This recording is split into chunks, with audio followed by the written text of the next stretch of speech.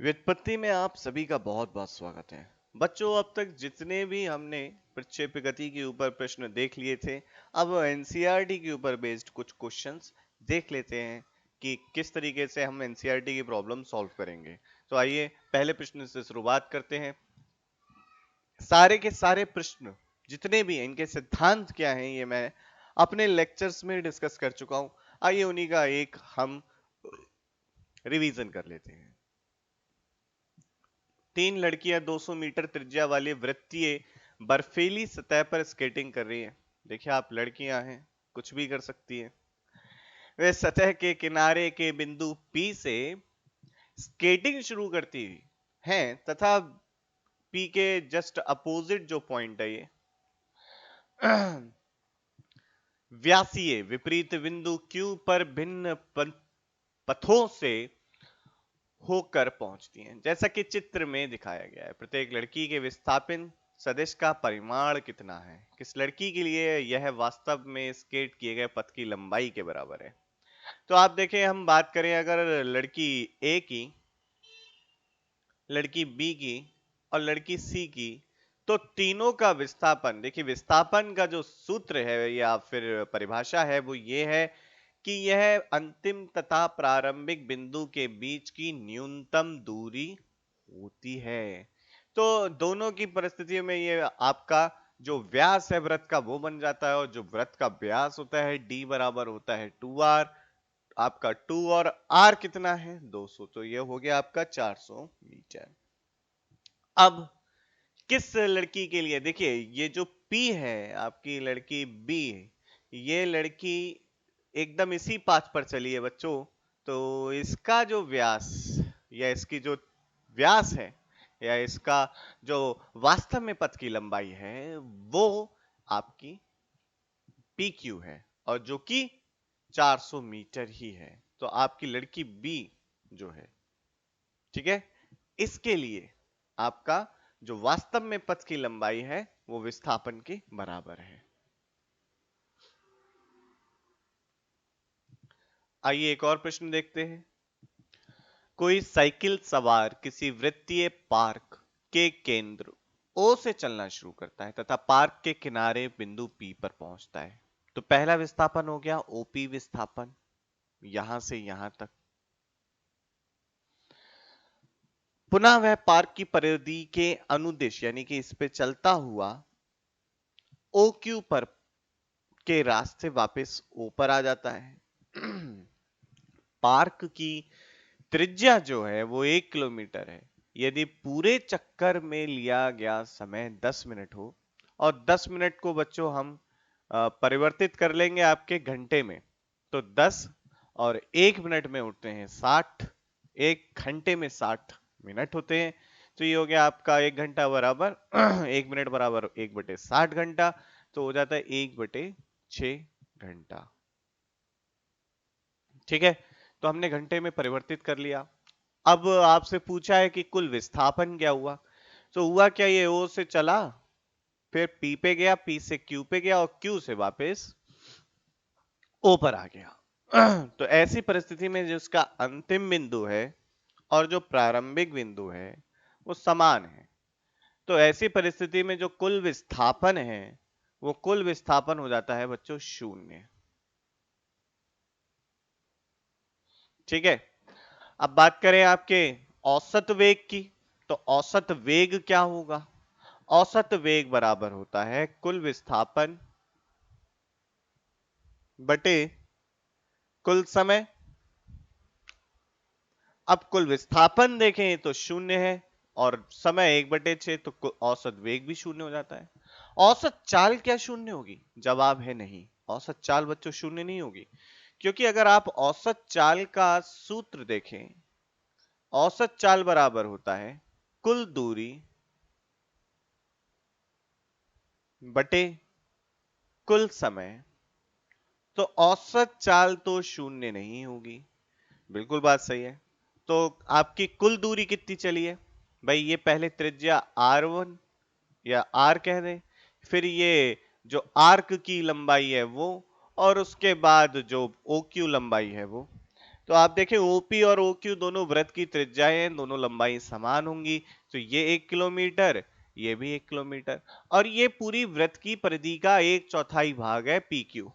तो आपका ये हो जाता है 2πr/4, जो कि हो जाता है π/2 इंटू आर, और आर 1 किलोमीटर है तो π/2 किलोमीटर हो गया।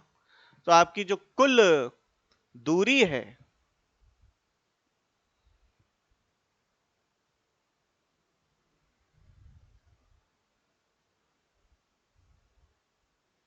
हो जाती है π/2 + 2। अब π +4/2, तो आपका कुल ये जो दूरी आ जाती है ये आ जाती है हमारे पास। अब हमारे पास कुल समय भी है, तो पहले हम बच्चों जो दूरी है उसका मान हम नंबर्स में निकाल लेते हैं। ये आ जाता है आपका 3.57। ठीक है। अब औसत चाल बराबर क्या होता है? औसत चाल बराबर होता है कुल दूरी बटे कुल समय। समय कितना लिया है? 1/10। तो ये हो गया 35.7 किलोमीटर प्रति घंटा। बेटा ये हो गया। अगला प्रश्न देखो, एक अच्छा प्रश्न है बच्चों। क्या प्रश्न है पहले पढ़ लेते हैं। देखो, प्रश्न करना बच्चों कभी भी कठिन नहीं होता, बस आपको यह देखना है कि प्रश्न में क्या लिखा है। किसी खुले मैदान में कोई मोटर चालक एक ऐसा रास्ता अपनाता है जो प्रत्येक 500 मीटर के बाद उसके बाईं ओर 60 डिग्री के कोण पर मुड़ जाता है। यदि दिए मोड़ से शुरू होकर मोटर चालक तीसरे, छठे व आठवें मोड़ पर विस्थापन कितना लेगा ये बताना है हमें। प्रत्येक स्थिति में मोटर चालक द्वारा इन मोड़ों पर तय की गई कुल पथ की लंबाई के साथ साथ विस्थापन के परिमाण की भी तुलना करनी है। तो आइए प्रश्न देखते हैं कैसे हल करें। तो प्रश्न में ये किया है कि किसी खुले मैदान में कोई मोटर चालक एक ऐसा रास्ता, बताइए ऐसे रास्ते पे कौन चलता है, फिर भी बच्चों सवाल तो करना ही है, जो प्रत्येक 500 मीटर के बाद दाईं ओर के 60 डिग्री के कोण पर मुड़ जाता है। यदि किसी दिए गए मोड़ से शुरू होकर मोटर चालक तीसरे, छठे आठवें मोड़ पर विस्थापन बताइए। ठीक है, तो हमें तीसरे,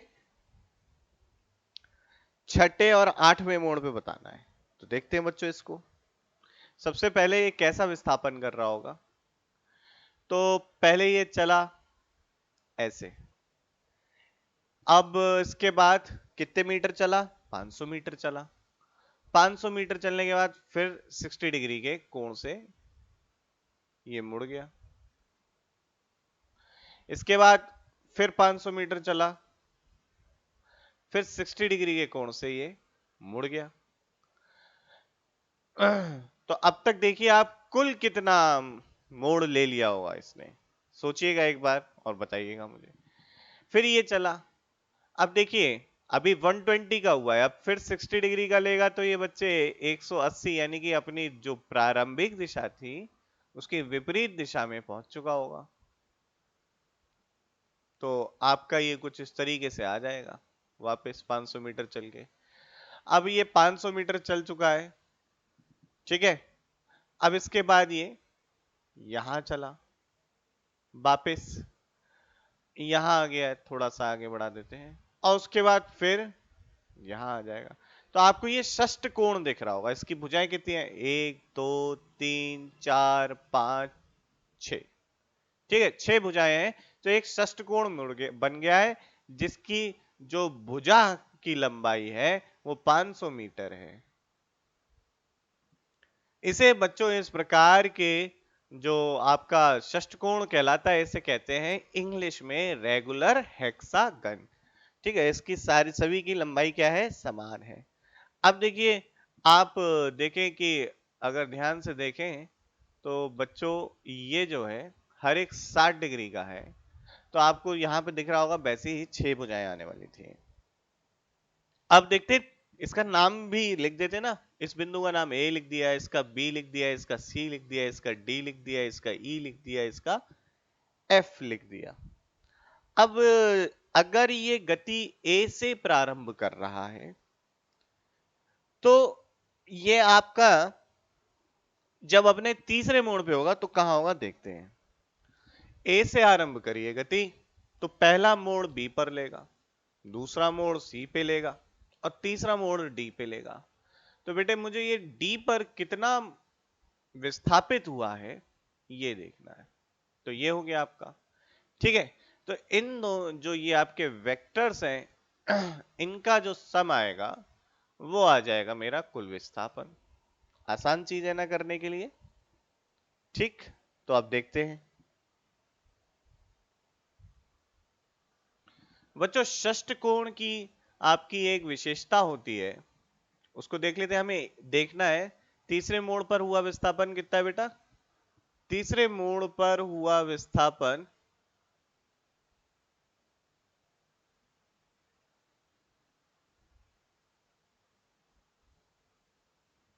एडी है।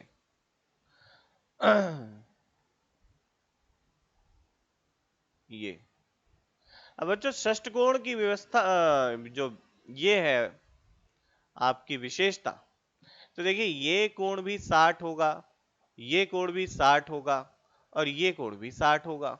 तो निश्चित तौर पर ये एक आपका बन जाता है समबाहु त्रिभुज। अगर ए भी 500 है तो आपका ओ ए भी 500 होगा और आपका ओ डी ओ बी भी 500 होगा। तो ये हो जाता है आपका। तो अब हमें एडी विस्थापन की लंबाई देखनी है बच्चों, तो ये तो बहुत आसान हो गया भाई। ये आपको दे रखी है कितनी, ये आपको दे रखी है बेटे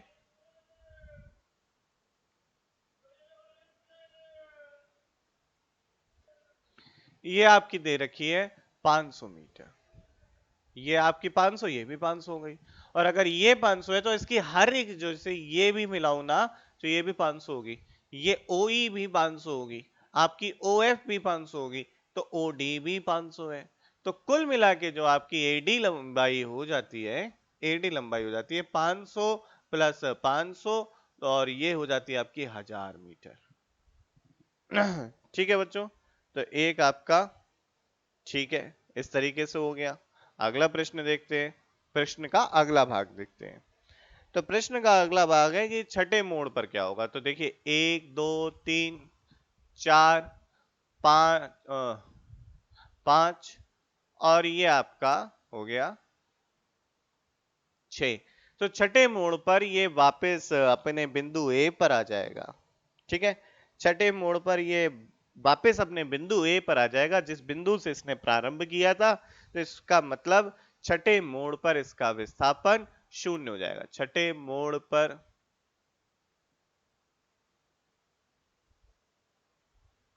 विस्थापन 0 हो जाएगा।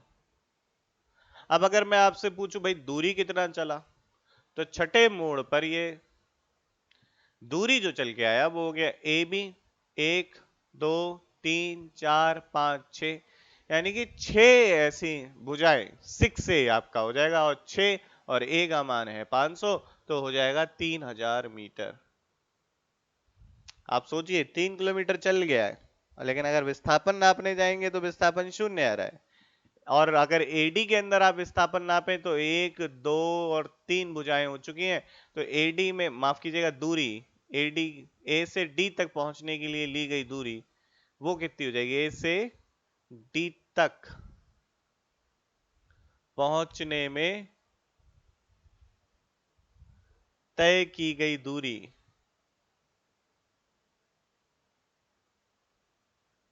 वो ए से डी तक पहुंचने में दूरी A B plus B C plus C D, तो जो कि आपकी हो गई 1500 मीटर। देखिए ये विस्थापन और दूरी में अंतर होता है बच्चों, ठीक है। अब बात अगली क्या है, आठवें मोड़ पर, तो यानी कि यहां तक छठा हो गया, यहां सातवां होगा, यहां आठवां। तो आठवें मोड़ पर ये जो है ये आपका यहां पहुंच चुका है बी बिंदु सी बिंदु पर।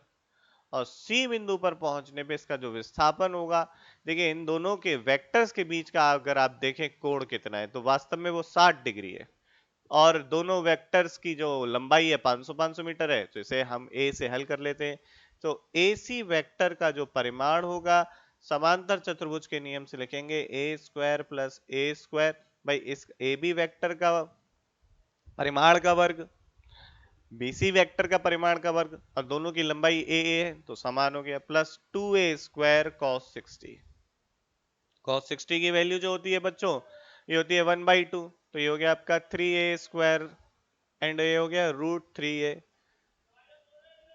तो आपका ये AC का जो मान हो गया, ये हो गया √3 गुणा 500, √3 गुणा 500। तो अब ये देखिए आपके विस्थापन, और अगर आपसे पूछा जाए भाई दूरी, तो A से C तक पहुंचने में ली गई दूरी, दूरी बराबर हो जाएगी 1000।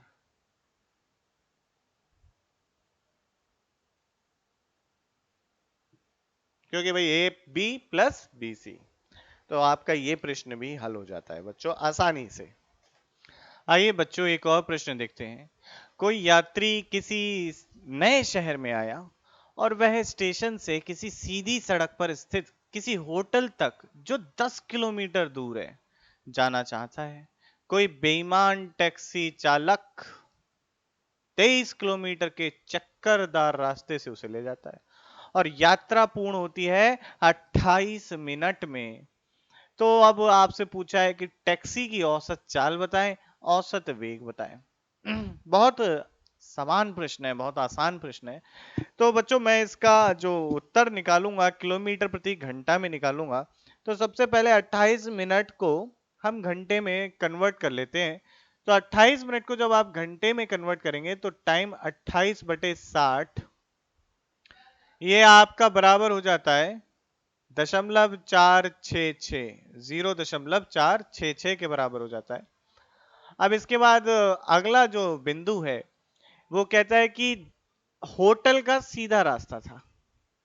ये मान लीजिए स्टेशन है और ये होटल है, होटल का रास्ता तो सीधा था, लेकिन ये 10 किलोमीटर का, लेकिन क्या हुआ, ये चक्करदार रास्ते से ले गया। और जब ये चक्करदार रास्ते से ले गया तो ऐसी परिस्थिति में इसे इसने चलवाया 23 किलोमीटर। अगर मैं बात करूं कि विस्थापन कितना हुआ, तो विस्थापन हुआ 10 किलोमीटर का। आपसे बात करूं औसत वेग कितना हुआ, औसत वेग, तो औसत वेग बराबर बच्चों होता है कुल विस्थापन बटे कुल समय।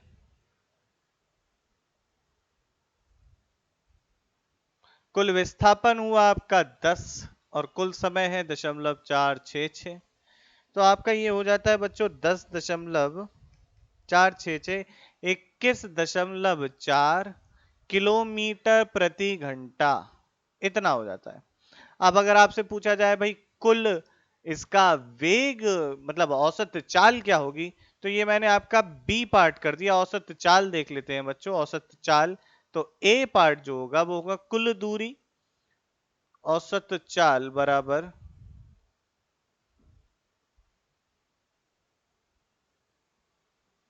कुल दूरी बटे कुल समय। कुल दूरी कितनी है, कुल दूरी की बात करें तो वो है आपकी कुल दूरी इसने 23 किलोमीटर की तय करी और समय इसने लिया 0.466 का। तो आपका ये आ जाता है 23 भाग देना है 0.466 से, तो ये हो जाता है 49.356 किलोमीटर प्रति घंटा। तो आप देखिए ये दोनों परिस्थितियों में जो वेग और विस्थापन आपकी बात है वो, और दूरी और औसत चाल की बात है, दोनों अलग अलग चीजें थी, यानी कि विस्थापन और दूरी, औसत चाल और औसत वेग दोनों अलग हैं। अगला प्रश्न देखते हैं बच्चों। वर्षा का पानी 30 मीटर प्रति सेकंड की चाल से ऊर्ध्वाधर नीचे गिर रहा है। कोई महिला उत्तर से दक्षिण की ओर 10 मीटर प्रति सेकंड की चाल से साइकिल चला रही है। उसे अपना छाता किस दिशा में रखना चाहिए। तो देखिए इस टाइप की प्रॉब्लम्स मैंने आप लोगों से डिस्कस कर चुका हूं। तो आइए देखते हैं कि किस तरीके से इस टाइप की प्रॉब्लम को हम करते हैं।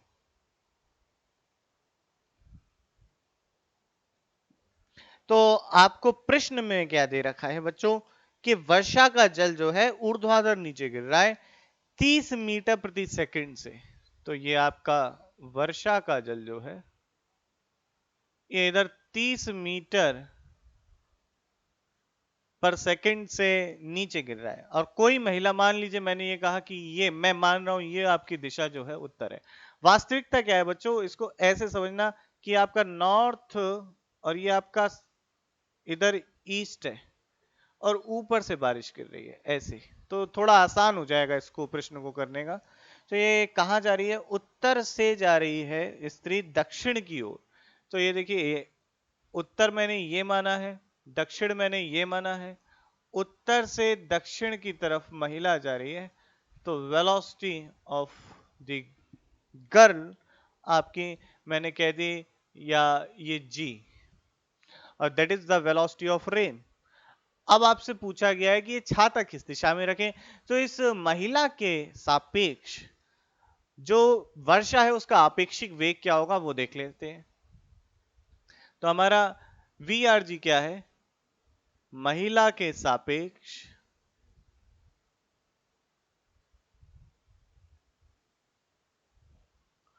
वर्षा, वर्षा बारिश है बच्चों, लड़की में समझ बैठना, वर्षा का आपेक्षिक वेग, वर्षा का आपेक्षिक वेग क्या होगा। तो यह है वी आर माइनस का we ji, that is velocity of rain minus velocity of girl. तो क्या इसे ऐसे ही 30 और ये आपको दे रखा है कितना महिला का है 10 मीटर, तो क्या ऐसे ही घटा दे 10 मीटर प्रति सेकंड को, ये वेक्टर हैं ऐसे नहीं घटते बेटे।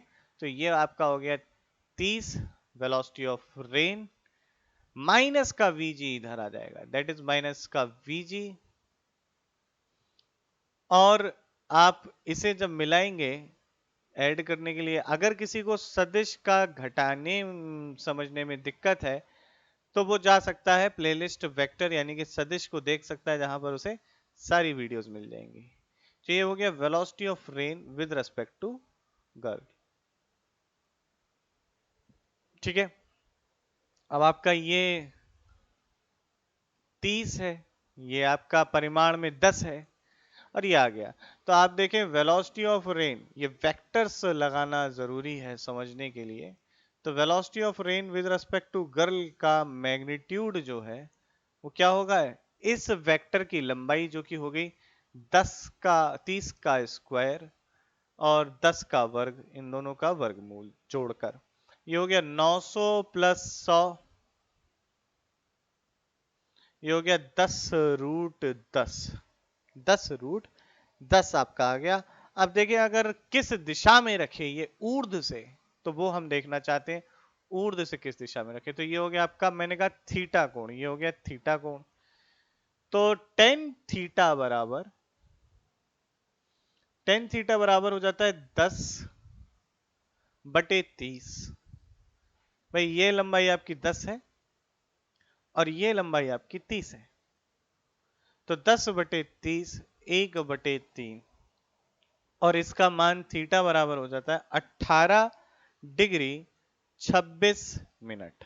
तो आपका ये आंसर हो जाता है सही। तो बच्चों ये एक और एनसीईआरटी की प्रॉब्लम हमने अभी सॉल्व करी। आगे एक और प्रॉब्लम देखते हैं एनसीईआरटी की।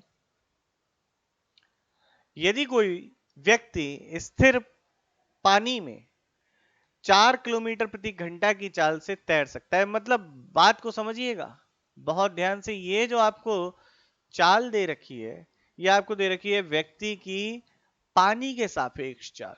तो हम लिख लेते हैं velocity of man with respect to river 4 kilometer प्रति घंटा।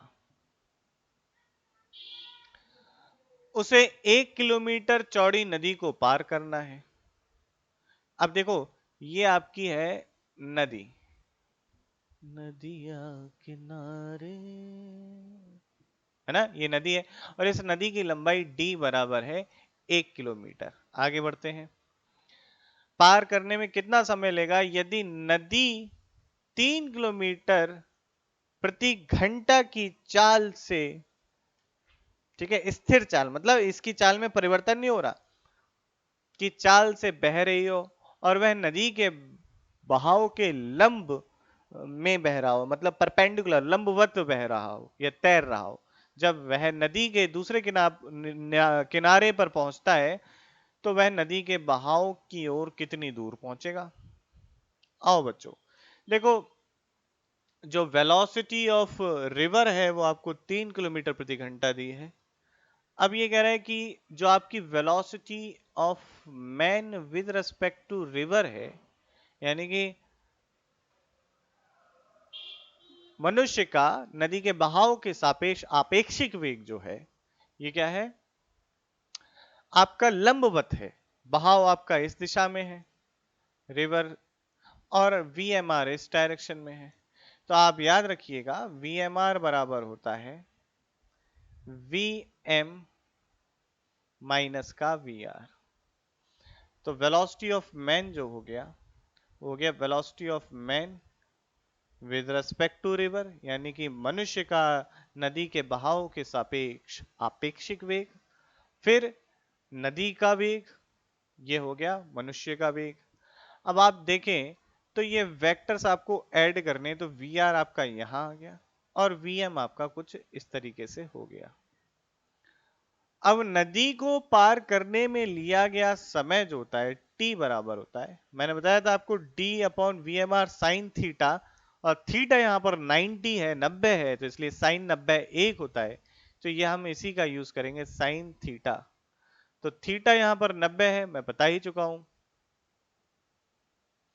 तो इस परिस्थिति में d अपॉन VMR हो जाएगा। d आपका 1 है, VMR आपका 4 है, तो 1/4 घंटा, यानी कि 15 मिनट में ये नदी को पार कर लेगा। अब नदी को पार करने में लिया गया समय मिल गया बच्चों हमें। तो अब ये पूछ रहा है कि कितनी नदी की दिशा में ये चला होगा। तो नदी की दिशा में चलने के लिए, विस्थापन देने के लिए x दिशा में जो भी वेग होगा वही कारक होगा। तो x दिशा में आप देखें तो केवल नदी का बहाव है जिसकी वजह से ये इधर बहा है, तो हम कर देते हैं भाई नदी का बहाव। और ड्रिफ्ट मैं आपको बता ही चुका हूं, जिसे ड्रिफ्ट भी बोलते हैं। ड्रिफ्ट बराबर हो गया x vd into T. V drift, माफ करना बच्चों, यहाँ पे VR यानी कि नदी का बहाव का वेग गुणा समय। अब नदी का बहाव है आपका 3 किलोमीटर प्रति घंटा और समय कितना है 1/4, तो ये हो जाता है 0.75 0.75 किलोमीटर ये नदी के बहाव में जाएगा, किलोमीटर नदी के बहाव में चला जाएगा। और ये आपका हो जाता है आंसर। तो देखो एक बेसिक प्रॉब्लम बच्चों मैंने आपके साथ अभी डिस्कस करी, और ये बेसिक प्रॉब्लम इस टाइप का पूरा कंसेप्ट अगर अभी भी दिक्कत हो तो प्लेलिस्ट में चले जाना, मैंने बना रखा है रिवर एंड मैन प्रॉब्लम। बिल्कुल सारा कंटेंट मिलेगा आपको बच्चों। कोई कहीं कमी लगे कमेंट में बोलो, सब देना है मुझे, सब एकदम, लेकिन आप मेहनत से पढ़ें। मेरे हिंदी माध्यम के विद्यार्थियों, आपको बहुत मेहनत करनी है, बहुत आगे बढ़ना है, तो जरूर पढ़ें। अगला सवाल देखते हैं। किसी बंदरगाह में 72 किलोमीटर प्रति घंटा की चाल से हवा चल रही है और बंदरगाह में खड़ी किसी नौका के ऊपर, अब देखिए ये जो नौका है इस समय खड़ी हुई है बच्चों, रुकी हुई है, ठहरी हुई है, आगे नहीं बढ़ रही है। ऊपर लगा झंडा नॉर्थ ईस्ट दिशा में लहरा रहा है। यदि वह नौका उत्तर की दिशा में 51 प्रति किलोमीटर घंटे की चाल से गति करना प्रारंभ कर दे तो नौका पर लगा झंडा किस दिशा में लहराएगा। तो अभी जब ये नौका है आपकी ठहरी हुई है, इस पे झंडा है इस तरीके से, और ये झंडा आपका है, और जब इसकी जो दिशा है जिसमें अभी ये जब ठहरी हुई नौका है, इस पे जब हवा चल रही है तो वो दिशा नॉर्थ ईस्ट की है। नॉर्थ ईस्ट की दिशा का मतलब ये 45 डिग्री का कोण बना रही है। आपका ये ईस्ट है बच्चों, ये नॉर्थ है, और ये 45 डिग्री का कोण बन रहा है। और इसमें ये 72 किलोमीटर प्रति घंटा की चाल से बह रही है। अब क्या होता है, अब नौका बच्चों चलना चालू कर देती है। तो ये क्या है अभी आपके पास, वेलोसिटी ऑफ विंड। जब नौका चलना चालू कर देती है, नौका आपकी चल रही है किसी और रफ्तार से। किस रफ्तार से, ये देखिए नौका इसमें चलना चालू कर दी, ईस्ट की दिशा में चल रही है नौका, उत्तर की दिशा में, माफ कीजिएगा बच्चों, उत्तर की दिशा में है ये।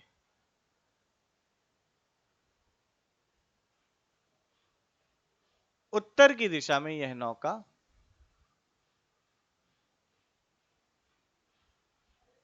कितने वेग से, 51 किलोमीटर प्रति घंटा की चाल से चलना चालू कर देती है।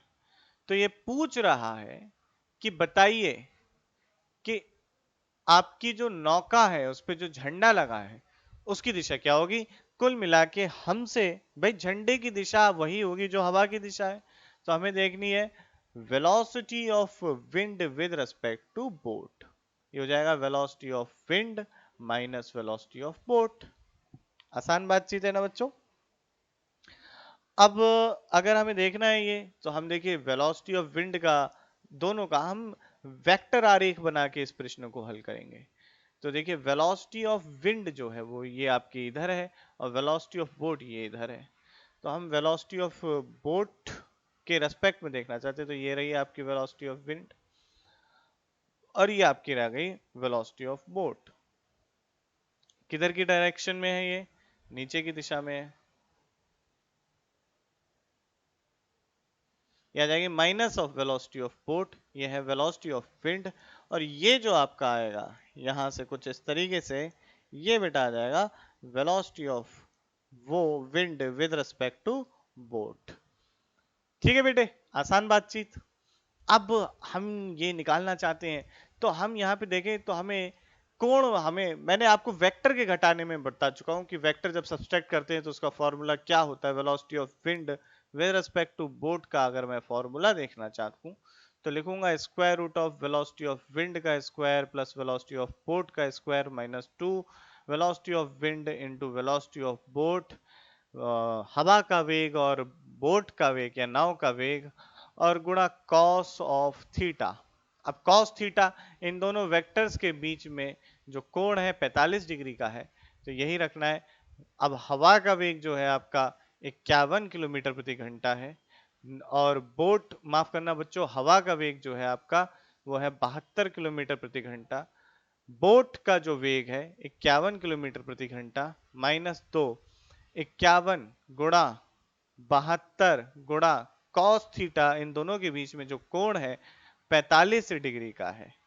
तो इसे हल कर लेते हैं, हमें उत्तर मिल जाएगा। अब हम देखना चाहते हैं कि कोण कितना बना रहा होगा ये एक्स अक्ष से। तो हमें देखना है ये एक्स अक्ष से कितना कोण बना रहा होगा, तो ये देखना चाहते हैं। तो हम इसको ये देख लेते हैं कि भाई ये हमारा एक्स की जगह वाई अक्ष से कितना कोण बना रहा होगा, इस तरीके से भी देख सकते हैं। तो आइए देखते हैं कि क्या आंसर आएगा इसमें। तो बच्चों ये वेलोसिटी ऑफ बोट को मैंने यहां पर बना दिया, ये हो गया ना वेलोसिटी ऑफ बोट, ठीक, minus of velocity of boat यानी कि नौका का वेग। अब ये आपका क्या है, वेलोसिटी ऑफ विंड हवा का वेग है। ये एंगल 45 है, ध्यान से देखें इन दोनों के बीच का कोण कितना हो जाता है, 90 प्लस 45 135। तो अब हम यहां से देख लेते हैं कि यहां से ये कितना कोण बना रहा है। तो ये फाई एंगल देखता हूं, टेन फाई बराबर बच्चों लिखूंगा मैं वी बी, ठीक, वी डब्ल्यू, ये जो खड़ा है, जिससे हम इससे कोण निकाल रहे हैं तो दूसरे वाले को पकड़ लो, और बीच का एंगल है 135 बटे, अब नौका का वेग प्लस हवा का वेग कॉस 135, सारे मान रख देते हैं और देखते हैं कि क्या कोण आता है आपका ये वाई अक्ष से या ऋणात्मक वाई अक्ष से बोलूं मैं। तो देखिए हवा का जो वेग है बच्चों 72 है, 72 किलोमीटर प्रति घंटा। साइन 135 होता है 1/√2, आपका नौका का जो वेग है 51 है, और आपका फिर से हवा का वेग, और cos 135, यहां पर थोड़ा सा अंतर आ जाता है। cos 135 होता है ऋणात्मक का माइनस का 1/√2। ठीक है, तो अब देखते हैं इसकी गुणा करके कि कितना आता है। तो बच्चों tan फाई का जो मान आता है वो आता है हल करने पर 576.5, 576.5। बहुत बड़ा मान आ गया ये तो, 576.5। तो ये कैसे संभव है बेटा? जब बहुत बड़ा मान आ जाए तो समझ लेना आपका फाई का मान 90 के आसपास है, या हम इसे लिख देते हैं 89.9। जब बहुत बड़ा 10 में कभी मान आ जाए जो आपका 100 से ऊपर जा रहा हो, या मैं कह रहा 50 से भी ऊपर जा रहा हो, तो आपका ये 90 के आसपास की बातचीत है। ठीक है, तो 89.9 डिग्री का आपका कोण हो गया। तो ये फाई जो कोण है आपका 89.9 डिग्री हो गया, यानी कि ये लगभग लगभग लगभग लगभग कुछ इस दिशा में आ गया यहां से, जो कि पूर्व की दिशा में है। तो लगभग हम कह सकते हैं तो झंडा जो है पूर्व की दिशा में लहराता हुआ दिखाई देगा।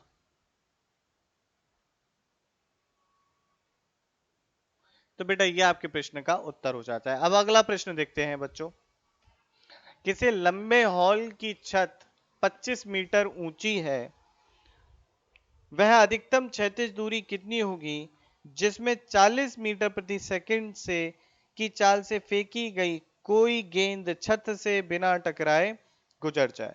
ठीक है, तो बहुत सीधा सा सवाल है कि मान लीजिए ये आपका बच्चों कमरा है, इस तरीके से आपका कमरा है, और इसकी जो छत है वो 25 मीटर ऊंची है। अब यहां से आपका 40 मीटर प्रति सेकंड से कोई फेंका गया, और ये कह रहा है कि आपका ये ना बिना टकराए, मतलब छत से, मतलब बिल्कुल जस्ट छूती हुई चली जाए, लेकिन टकराए ना, छूने से भी कम हो जाए। तो कितनी अधिकतम ये क्षैतिज दूरी कवर कर सकता है, क्षैतिज यानी कि कितनी अधिकतम जा सकता है कि ये छत से बिना टकराए चला जाए? यानी कि कुल मिला के यहाँ पर हम हमारी जो कंस्ट्रेंट है, यहाँ पे बंधन है, वो ये है कि भैया जो भी आपका प्रक्षेप है, इस प्रक्षेप की अधिकतम ऊंचाई 25 मीटर से ज्यादा ना रहे। 25 मीटर से ज्यादा अगर ऊंचाई आपने रख दी तो ऐसी परिस्थिति में ये छत से टकरा जाएगा। अब वेग आपको दे दिया है, तो आपसे पूछ रहा है कि कितना दूर जाके गिरेगा, क्या होगा इसका क्षैतिज परास इस परिस्थिति में। तो अगर आपको मैंने बताया है, ध्यान करिएगा, और उसी से हम इस प्रश्न को हल करेंगे। तो आपकी बच्चों मैंने बताया है, एक आपने पढ़ा होगा जो प्रक्षेप्य कोण होता है उसका tan फाई बराबर होता है 4 अधिकतम ऊंचाई बटे क्षैतिज परास। तो ये होता है आपका। अब यहां पर आप देखें अधिकतम ऊंचाई जो है वो बराबर है you square sine square theta by 2g। अब अगर आप देखें तो सारे मान को रख दें तो हमें यहाँ से टेन थीटा साइन थीटा मिलता हुआ दिख रहा है। तो आपका u हमें 40 पता है, तो साइन थीटा बराबर हो जाएगा बच्चों यहाँ से square root of 2gh by U. सारा मान रख देते हैं। 2g का मान 9.8, h का मान 40, माफ करना बच्चों, यह आ गया आपका h का मान है यहाँ पर 25 मीटर, और u का मान आपका है 40। चलिए इसे हल करते हैं। तो बच्चों यहां से हल करने पर साइन थीटा बराबर आ जाता है 0.553। अब आपका साइन थीटा इतना आ गया, तो अगर साइन थीटा इतना है तो टेन थीटा निकाल सकते हैं क्या? बिल्कुल निकाल सकते हैं। देखते हैं कैसे निकालेंगे। साइन थीटा बच्चों आया है आपका 0.553। देखिए ये वास्तव में ना, आप याद करना 37 डिग्री की जो वैल्यू होती है 0.6 होती है, तो ये 30 के रेंज में होगा। 0.5 के पास में क्या होता है भाई? भाई साइन 30 बराबर 1/2 जो 0.5 के पास है, तो ये भाई 30 से थोड़ा सा आगे 32-33 के आसपास आना चाहिए।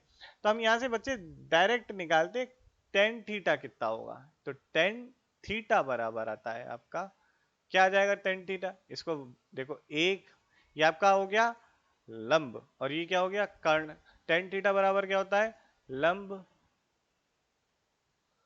बटे आधार, आधार क्या हो जाएगा, ये हो जाएगा।